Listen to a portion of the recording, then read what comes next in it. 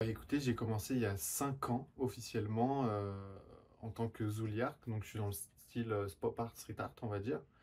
Et j'ai commencé il y a 5 ans, parti de rien, zéro contact, rien du tout, donc vraiment de zéro, sans formation.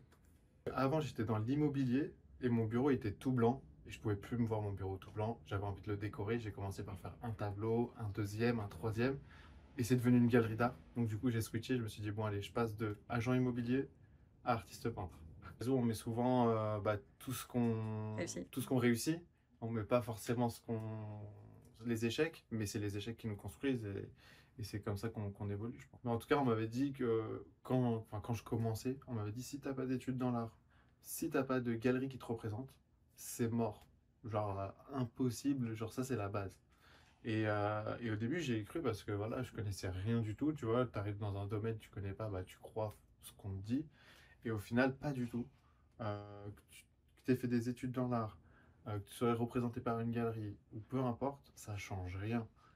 Le tout, c'est de créer son univers, sa communauté, rester proche d'eux, etc. Et après, bien sûr, les galeries, etc., ça sert, mais c'est pas parce qu'on n'expose pas dans une galerie ou qu'on n'a pas fait d'études dans l'art que c'est impossible. La plateforme Your Art, je la trouve géniale parce que déjà, ça permet de toucher une nouvelle clientèle, enfin un nouvel endroit où exposer.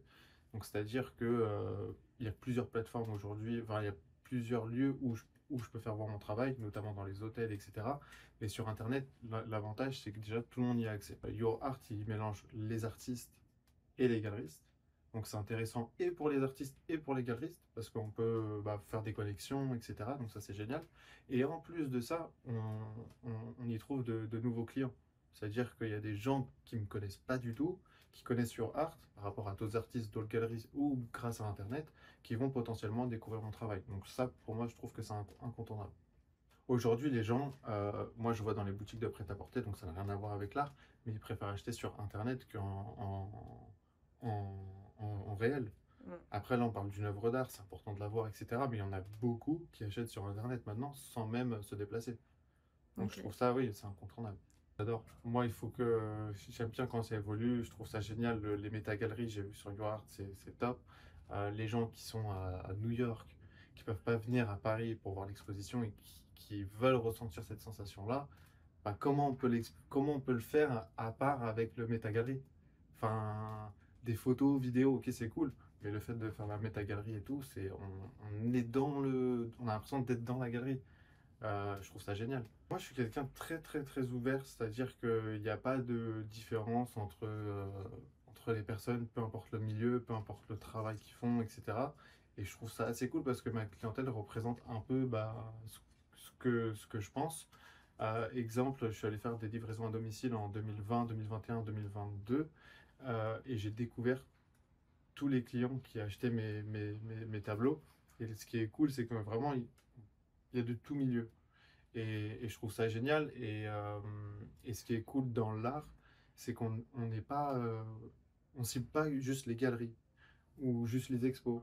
On peut participer à des associations, on peut aider, on peut faire plein de choses différentes, on peut faire des collaborations, enfin, des rencontres. Et je trouve ça génial de pouvoir faire autant de choses et surtout de ne pas s'orienter uniquement vers un domaine. Ah, pour moi, l'art, c'est pour tous.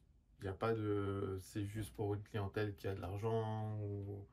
Tout le monde parle des clichés où on rentre dans une galerie et on dévisage la personne. Ça, c'est inadmissible. Il y a pas à faire ça. L'art, c'est pour tout le monde. C'est bon, après, certes, en fonction des artistes, tu as différentes cotes. Il y a des prix comme Jean-Michel Basquiat qui est inaccessible.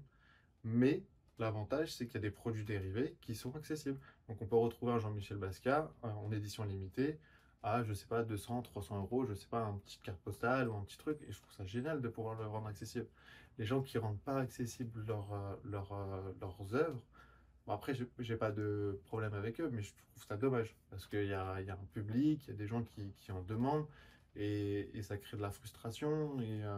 On peut créer de la frustration, c'est bien, c'est important et tout, c'est cool, mais avec des séries limitées par exemple, pas en mettant des prix inaccessibles et basta.